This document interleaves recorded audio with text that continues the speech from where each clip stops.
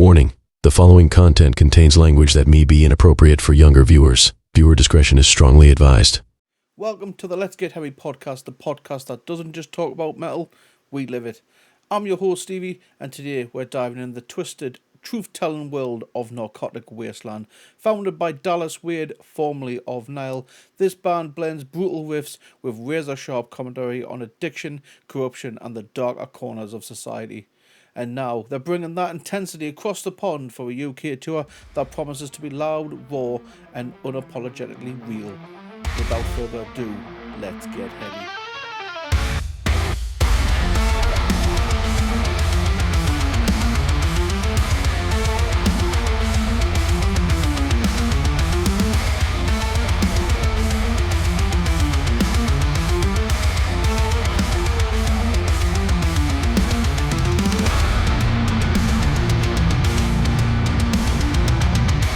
Dallas, I want to welcome you to the Let's Get Heavy podcast, where we like to highlight bands and try and spread a little bit of positivity throughout the world of metal. Thank you so much for giving up some of your free time to chat with me this evening. And thank you, fine. and Narcotic Wasteland is what we're here to chat about. The band has always been aggressive, uncompromising. How has the band's music evolved since your latest, your last release of Delirium Tremens? I'm sorry, was that a question? Say that again. It was. Sorry, yes. My apologies. Yes. So, how's the band's music evolved since the band's last release in Delirium Tremens? Oh, okay. Yeah, I would say for some of the singles that we've and it was getting a little bit more, I would say, thrashy or maybe a little retro in a way.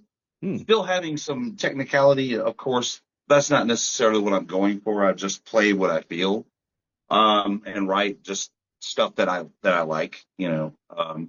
And for this cycle, it did seem to shift a little bit more into that sort of vibe in a way. But the current stuff that I'm working on is a little bit more towards the death metal side of things again. I'm usually somewhere in there, you know. And I'm just really excited for the future with the addition of Kenji and working with Joe. I think that's going to definitely help overall, but a lot of material has been written. Album number 3 has been ready for a long time, but I've just been waiting for the right opportunity to release it, and decided to put some singles out for a while, because once COVID lifted, we started getting offers to go on tour. So, and the band, in my opinion, hadn't really properly been solicited live like it needed to be. So I was a little more focused on us touring and getting out there and meeting people and playing live. You know, that's one of the things that we aspire to do. How were some of those early shows in the band's life? I'm sorry, say that again? I'll turn my microphone up just a little bit, just in case. So how was those bands, so the early shows of Narcotic Wasteland, how were those early day shows? I would say that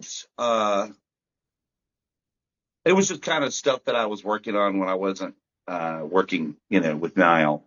Mm-hmm. And it just kind of evolved from there. It started out as a couple of songs. Me and a good friend of mine, Ed, we would always trade just demos and stuff that we would put together kind of for fun back and forth. And it just kind of evolved out of that. And by the time I'd written the 3rd song, and didn't really know what to call it, I decided that I not only wanted to do an entire album of this stuff, but I wanted to put a band together.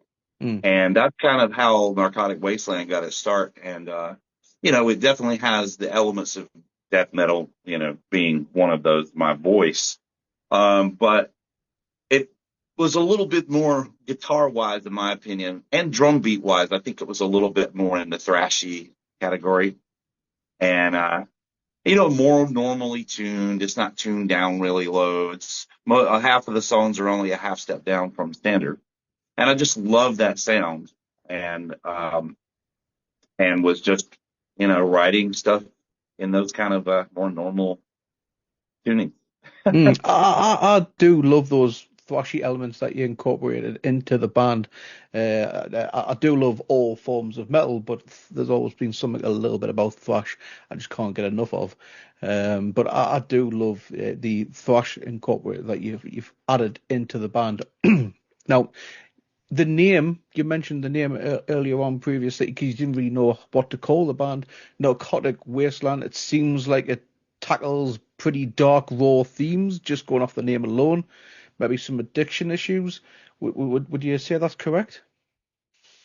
Yeah, basically that song was the song Widespread Narcotic Wasteland is kind of where the name Narcotic Wasteland came from. Was the very Hmm. first song that I wrote for the project. And it was definitely kind of based on my observations of the things going on around me, not necessarily in my personal circle of friends or family or anything like that. That came along a little bit later. But initially it was just me observing what was going on around me out in the public at large, so to speak. Um, you know, there was stray bullets in the side of my house. There was a meth lab that exploded down the street, that kind of thing. Between that and seeing what pill addiction was doing to the middle class, and not only is it, it's a hard struggle out there anyways with, the way the world economy is right now. It's really expensive to live Yeah, for everyone on the planet, really. yeah. So, It's you some know, scary times. Unfortunately, some absolute scary times. it really is. And then you add that pharmaceutically prescribed uh, zombie apocalypse, so to speak.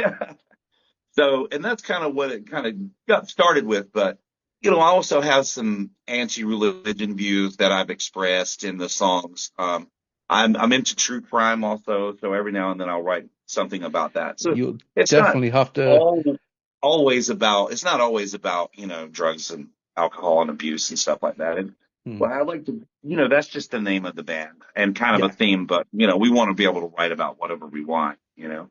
You should definitely have a conversation with my wife. She is mad for true crime, especially when it comes to Criminal Minds. She is absolutely obsessed with that TV show. Yep, same with my wife. We just watched because I was out on tour. Last night we had dinner and watched that last Dexter Resurrection episode, which I thought was really good. Ooh, I'll have to get that checked out. I haven't seen it yet. It's Um, great. That yeah, mm, no spoilers, but check out all the other Dexters that they put out because they're all really good. I should definitely do that. Thank you very much for that recommendation. So, as we briefly touched on, your last full album release was Delirium Tremens back in 2017. Correct me if I am wrong. But you've also released the single Barbarian back in 2024 from the upcoming album Digital Cordyceps. Am I saying that correct? Hmm. Yep, yep. How does the material on the new album compare to your previous work, and what can fans expect in terms of the musical evolution and themes? I think that we're just. I think overall the songwriting is a little better. It's experimenting with different stuff while maintaining the identity and us just being comfortable in our own skin with what we do. And, but, I've always tried to, I've never wanted to write the same album twice, never wanted to write the same song twice even. Hmm. There's always going to be similarities sometimes, but, you typically want to. But I would just say that it's, me at my peak, right now. I mean, I'm very focused. Um, Playing wise, I just came off tour, so I'm like really at peak performance right now. A lot of great ideas, stuff even for the next album. And but more details on that really, really soon. I actually was talking to an old producer friend of mine today, so it really is going to happen. I know that I just kept putting it off year after year, but we have so much going on, and we had a lot of opportunities to go out and tour as well. But I would say the real difference is it's just going to be more refined. I want to just get better at what I do at this point. There's no ulterior motives where we're going to try to write some trendy hit or anything like that. With Narcotic Wasteland, what you hear is what you get, and I'm just going to try to get better at it. Are we And the close new to the a new stuff will release? reflect that. The new stuff will reflect where my heart is too. I also like stuff that actually has some hook and some stuff that'll, maybe raise the hair on your arms a little bit. That's what I want. Get those goosebumps going. And we played the song Barbarian on our live Twitch channel where we like to showcase music off to our live viewers, and during that process fans vote for what we call the track of the week, and Barbarian was voted our track of the week. So everyone absolutely dug it, everyone loved it, especially people, some close friends of mine who loved it. I think they may be even attending the Newcastle show, which is what you're playing very soon at the end of November-ish. So yeah, I'm looking forward to hearing more from that album when it's released. Oh, Now, excellent. And thank you for putting that out there. And yeah, I love how that song came out. And it's kind of a look into my sort of personal philosophy on life. You know, you got all these people out there, they're just crazy that, $1 million isn't enough. You know what I mean? They got to have like $20 million or $1 billion. You know what I mean? And, you know, you can't carry that shit to the grave with you. I mean, you good. can, or somebody else People, can inherit it. You know what I somebody mean? would But try, that's for sure. Somebody will try. no, you bet your ass. So my philosophy on life, it is really just, I've dedicated my entire life to playing music and traveling, and there's no end in sight on that.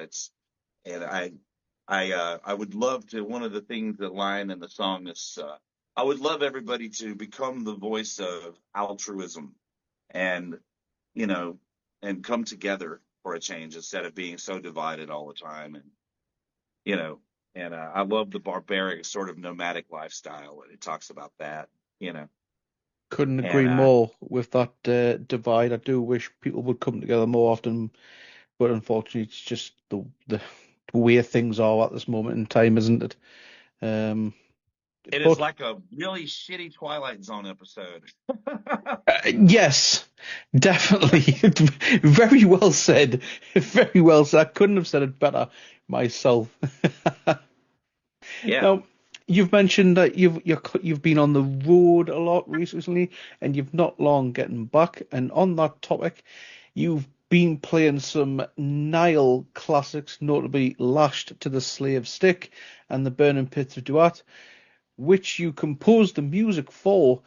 How has the reaction been to incorporating these tracks into Narcotic Wasteland's setlist?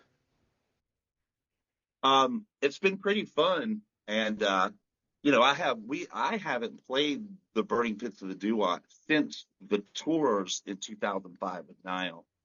So I refamiliarized myself with the song a little bit and put out a playthrough on my DTW YouTube channel. I've got one up for Lash of the Slave Stick as well, but Lash of the Slave Stick, we actually performed a lot live in the band, and so it didn't take very long for me to get that right back. And it's fun. It's fun playing them. That was, in my opinion, a very iconic death metal album, and people have been asking for me to play Lash of the Slave Stick anyway. So, with a few little technical upgrades to my guitar setup, I'm able to pull those different tunings off on the fly. So, yeah, and the crowd really was digging it, and Lash of the Slave Stick almost always gets a mosh pit. Hmm. So, And yeah, there was a lot of people there to see us play those songs, and I got to sign a few albums and stuff. And of course, we have people there waiting for our narcotic songs, classic ones like "Keeping Up with the Jones" and "Introspective Nightmares," and I people absolutely love that "Barbarian," name. "Sex Lies and DNA." People will be singing that one along with us sometimes, and but yeah, Uh, it's fun to revisit the songs, and it's cool to celebrate 20 years of Annihilation of the Wicked. nice, nice, excellent. And obviously, the band's operating as a three piece with Joe and Kenji. Is that correct? Yep. Yep, yep. Um, what unique energy or challenges does performing as a three piece bring to the technical death metal, especially when recreating the complicities of those songs that you've just mentioned? Yeah, we were rolling as a quartet for a while, but not to sound like that guy, but it's not very easy for me to find someone who has the time and is willing to go out and do this thing like I want to do it. Number one, but also to have the skill to play these riffs and or even some of the solo work that's already written. Um, so we decided to kind of just do it as a three piece. I mean, Kenji's a very solid player. He also added some organs. He's got a floorboard. He can play stuff like, choir sounds and a few different sounds on a floorboard down here. And he plays an 8-string Chapman stick. So he can Wow. kind of play lead and play bass at the same time. And it's been working out really great. And yeah, it's been working out really great. And as far as the rhythm guitar, I mean, I haven't. Some of the stuff does have harmonies and stuff to it. Some of that I've been able to figure out how to do as chords, but we're still, without the second guitar. Dare I even say, without the second guitar, we're actually a little tighter live. Um, I just don't have anybody mucking up my picking because if anybody's gonna screw that up, it's gonna be me. That's a pretty sick talent that Kenji's got. What with the organ board, focusing on pretty Yeah. much two jobs at once. That's a talent in itself. I'd find it difficult to focus on one thing, never mind two things. Yeah, I guess we both have our two things. I got the guitar and the vocals, and then he's got the keyboard and the 8-string Chapman, the broomstick thing. Um, and yeah, that thing is killer. Working with Mm, him is really great, and he's also got some creative ideas for the future that mm. yeah, it's gonna be cool, man. Um, Some teasing in the good. place, eh? Yeah, somebody called us Narcotic Wasteland one day. I was like, oh shit, here we go. And I even told him, I was like, because I was still kind of considering maybe getting a second guitar. I said, who knows? Down the road, I might get a lead guitarist. He's got to be better than me, though. Not as good or almost as good. He's got to be better. Um, but I'm not, sure there'll be a not lot of saying that people out I'm there great who's at it. looking I'm for that I'm not challenge. saying by yeah, I'm not Mm. saying by any stretch of the imagination that I'm like some great guitarist. But when it comes to rhythm playing, I'm very precise, and I want whoever can hang, that's in there can hang with that. Um, but anyways, I went off on a tangent and forgot what the hell That's I was quite all talking right. about. It's normal for when it comes to these interviews. You always get off topic and start talking about something completely different. It's quite all right. It's normal. But getting into the topic that we want to focus on primarily is because you are coming to the UK very, very soon. You are kicking off your UK dates on the 22nd of November in Milton Keynes, wrapping up in the November 27th in my hometown of Newcastle upon Tyne. What about the UK crowds and venues that you're looking forward to the most? I'm not really sure, man. I have not been in those areas in a while. I mean, the last time I was in those areas, I was in Nile, and that was, you know, 2016 or before 2016. So I'm not really sure what to expect, but I'm very excited to go and play for everybody for sure. For Nice. me, I like to play for people. You know what I mean? Mm-hmm. And I'm very excited and glad to come over and jam with you guys, man. Looking forward to it. Like I say, you're ending in my hometown on the 27th. I'm hoping I can get down to catch you in person to hear some of these songs in action and live. I think it's going to be absolutely sick. And like I say, you're hitting a variety of cities from Milton Keynes, London, and Newcastle upon, I think even venturing to Belfast. Do you adjust your set list or stage approach depend on the size of the atmosphere of the venue, or do you just stick to a core plan night after night? There's kind of a core plan in place, but what I will do is just um, we have a set list, Mm-hmm. but I may sometimes I'll just uh, switch a song. You know what I mean? Like sometimes I do the flow kind of on the fly, and then we have like an extra song or two that we can bust out if somebody wants us to play longer. And but for the most part, it kind of runs the same. But I don't always. Sometimes I'll switch some things around. Um, but yeah, there's a definite like sort of flow and set list. But it's I couldn't say that it's exactly the same way every night, but it's pretty close. Mm-hmm. Do you research the city to see like what kind of vibe you're gonna be before you go? Because you come to Newcastle, which is the birthplace of Venom, after all. So you know we're Right. gonna well, you know that Newcastle's gonna be a heavy city. We like our heavy music. So do you research each city as you go to choose your You, set list? if I had time, I might be able to do that. I literally got home yesterday from a 5 week tour and just now kind of getting my stuff put back together. But yeah, I will definitely be looking at where everything we're going. I know all the dates, but the agents haven't really. There's some details I need to get caught up with the agents as well, but that's all fine and dandy. I've got all month, so yes, I will definitely be researching where the hell I'm going. But I just been so busy, man, and I've got Oh, totally playthroughs to understand. do. I'm going to be doing some more playthroughs for my YouTube channel before I leave. I'm going to be putting more tablature up on my website before I leave.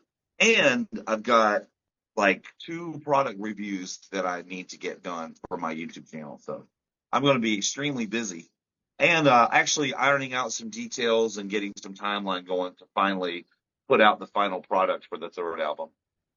So no rest for the wicked, really.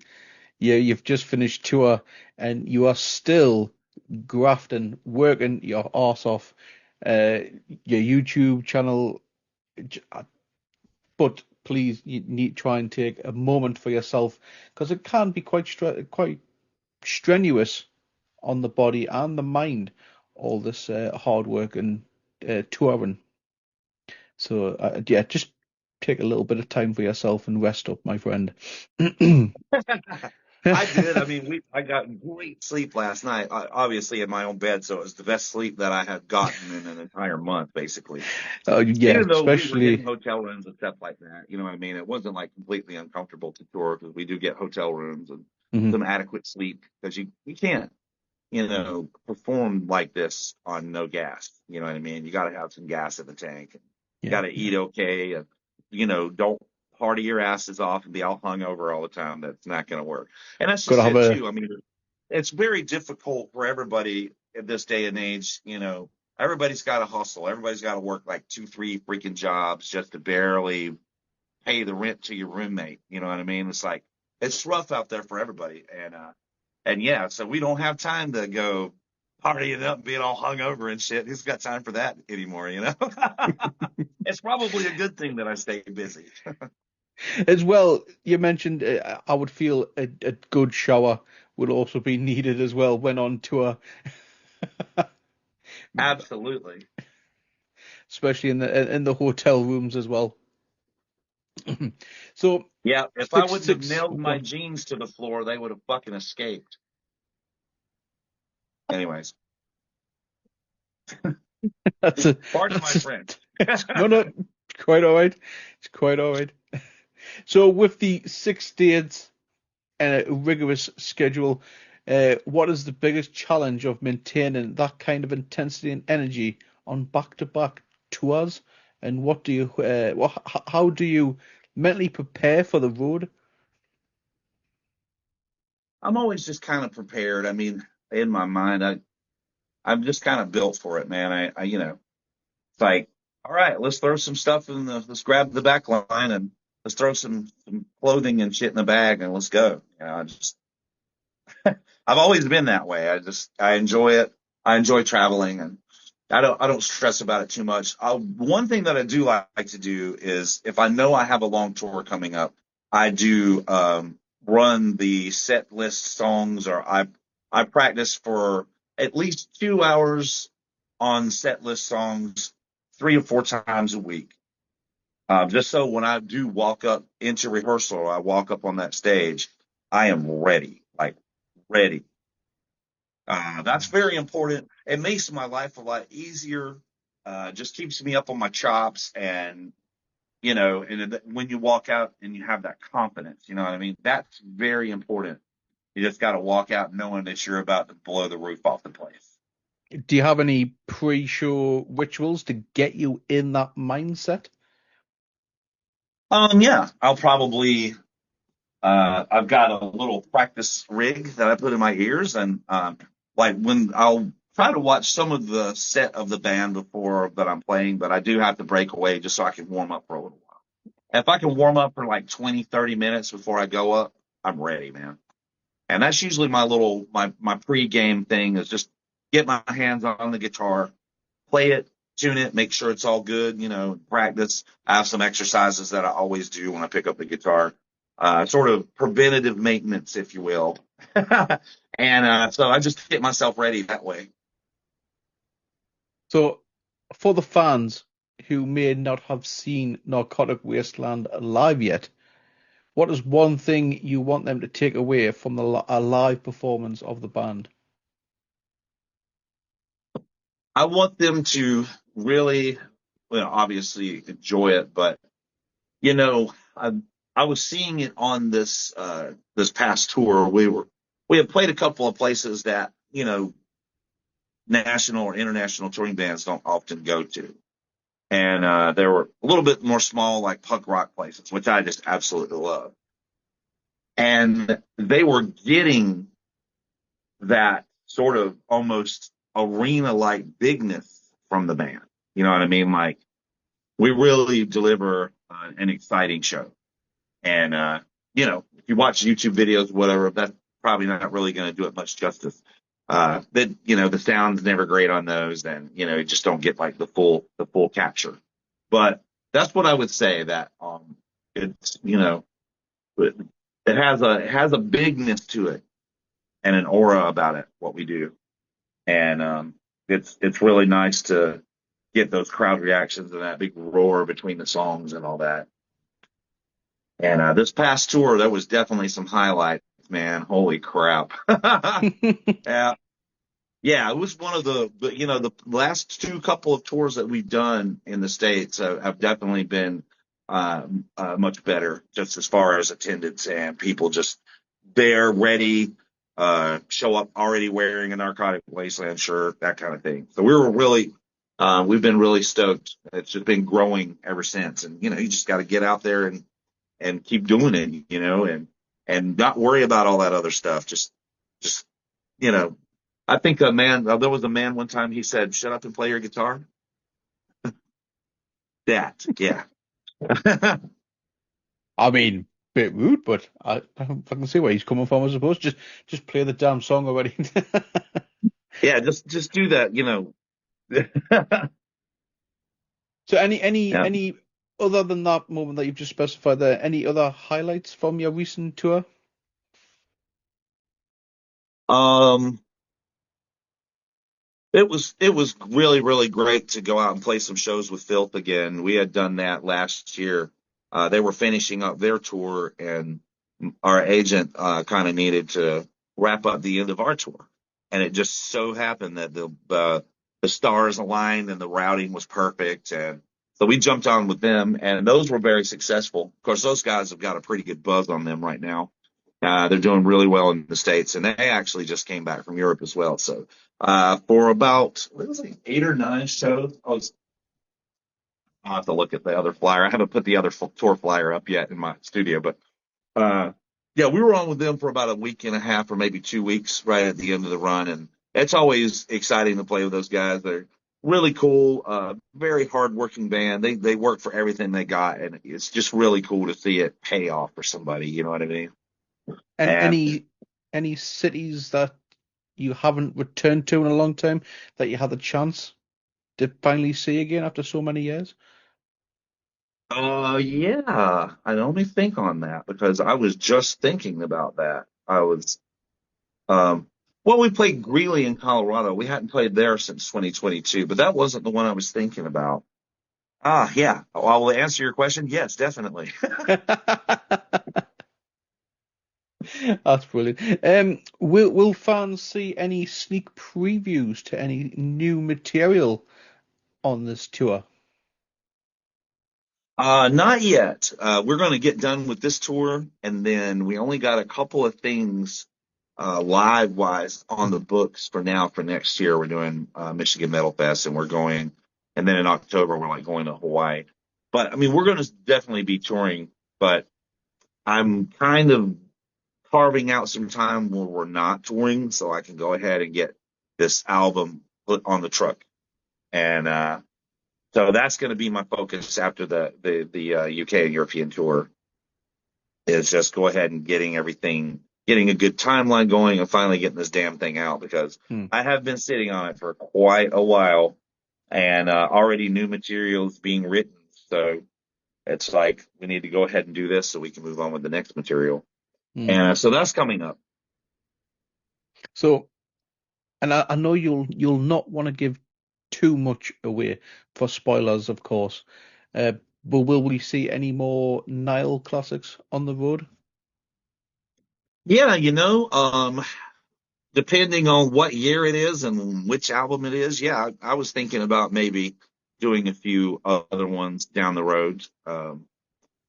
There's definitely been some requests for it, but in the meantime, I'm going to try and get one more playthrough of one of my Nile songs done before I leave, and that's one of the other things. And then I couldn't even find my dry erase board. I'll have to ask wifey where it went. I'm like, what the hell is my dry erase board? Did I pack it away somewhere? I got a big old to-do list, man. But that's one of the things that I definitely want to get done before I leave. And I think I already have the song uh, for my next playthrough picked out. Oh, I'm even more excited now to see this live and in person when you come to Newcastle, Dallas. I'm really looking forward to it. But this part of the segment, right? Are you interested in taking a little challenge? Uh-oh. We ask all our friends outside of the Newcastle upon Tyne area to take on what's called the Geordie Challenge. Uh, and Geordies are the nickname of the people of Newcastle. Like every city within the UK, we all have our nicknames. Londoners, Cockneys, Manchester, the Manx, Liverpool Scousers, Newcastle are the Geordies.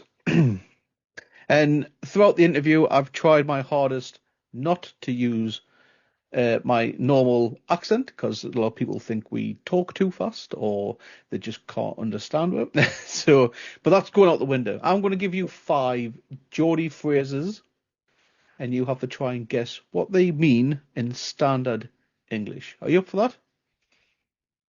Sure, I'm probably going to suck at it, but yeah, we'll try it.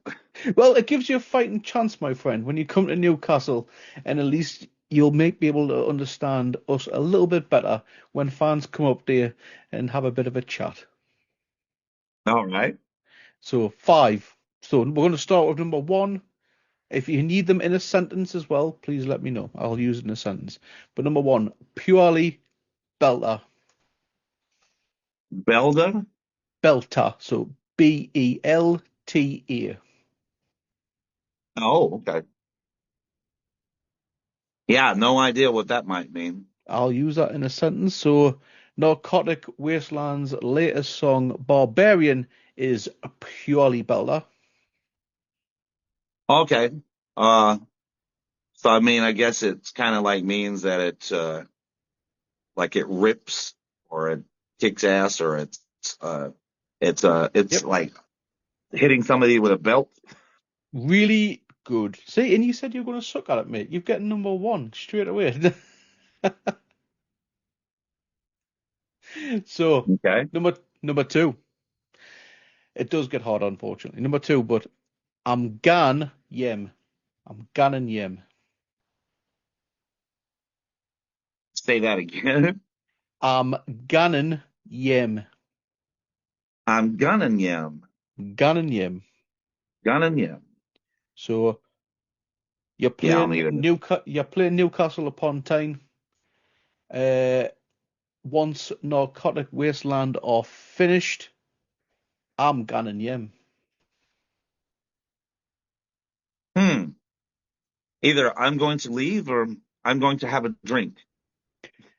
First one, stick with that. Where do you Okay. where would you go? You're leaving, but where you going? Uh, Either home or to the bar. Going home straight away. There we Okay. go. So I'm Okay. going home. I'm ganning yem is I'm going home. Okay. I'm gunning yam. So I feel this is probably the hardest one. Clamming, clamming for me bait. Lemon for me. Hmm. Yeah, I need an example. So before the Narcotic Wasteland show, you meet with friends, and your friends are just being a pain and they're wasting time. I'm going to turn around to them and says, "Look, Steve, I'm clamming for me bait. Let's go." Hmm. Uh, Normally, Anxious. normally what you do before a show, so you'll meet your Right. friends, you'll go somewhere. Normally for before a show, Yeah. What I get from it is, I'm anxious for the show. Maybe we go get a couple of drinks or something like that. yeah, but not so much. You'll have drinks, but you'll have something else with your drinks. Oh, I'm smoking marijuana. Not quite. I mean, I know smooth. it's Why not? always about alcohol and Uh, drugs with this guy. I mean, why not? I mean, it could be, but not quite. Something else. Not drug Um, related. I have no idea, man. Food. I'm hungry. Oh yes, food. Yes, I'm we do have hungry. to have food. Yes. I'm That was the hungry one for other me. thing that I forgot. I could never forget that, mate. But yes, hungry. Clamming for me bait means I'm hungry, I'm starving, Hank Marvin, all that. Kind of like chomping at the bit in a way. Definitely, yes. Yeah, So we've yeah. got two more. Two more. Very unlike anything a bogan would ever say. You know what a bogan is? I do not. Please enlighten me. That's a that's what Aussies call each other. Oh, right. Okay. I'll have to research that one afterwards. See you. Yeah. Two more, Dallas. Two more for you. And then I'll let you enjoy the rest of your evening. He was gone proper Raj. So same word from when we had I'm ganning Yim. He was ganning proper Raj. Hmm. So going somewhere. Yeah. To the lavatory? Mm-mm. No. So I'll give you an example. So you are on stage with Narcotic Wasteland. You look to Kenji and you just your mouth to Kenji and just say, Steve is going proper Raj in the mosh pit. Oh, okay. So kind of like going ballistic or going Yeah. crazy. Crazy, angry, just full on, 100%, just going really hard in a mosh pit, going nuts. All right. The last one, the last one, and I have to tell everybody this. It's not what you think I'm saying, because everyone thinks I'm saying something else, and I'm not. But it is Gizzardeeks. That's Deeks. You Hmm. can probably imagine where a lot of the dirty-minded folks go, but it's not that. Yeah. Yeah, I have no idea. Yeah, we use it in a sentence. Sentence again. So you bring a new guitar to the show. Nobody has seen it. You put it on the table and you tell Kenji, I've just bought myself a new guitar. And Kenji will turn around and say, well, give us a Dixon. Hmm. Hmm. I'm not sure, man. That one's definitely perplexing. Like I No say, idea. brand new guitar. Nobody's seen it. You haven't showed anybody. And Kenji's going to say to you, give us a Dixon. Hmm. So like show it, reveal it. Can I have a look? Oh yeah, okay. That's it, my friend. Thank you very much. Hopefully, we've given you a fighting chance to understand a little bit of how Geordies talk. It does get worse as you go further north. So if you are venturing into Scotland, because I'm about 1 hour's drive from the border of Scotland, so if you are venturing into Scotland as well, it gives you a fighting chance on how to understand some of the way we talk. Okay. Just to be funny, and I actually have a question for you real quick. Oh, go on. So my family, I'm like, even though I, grew up here, was born, in the United States, we're Welsh. Oh, wow. Yeah. So what do you call a Welsh? Well, it's literally, it depends on the part of Wales they're from. Oh, okay.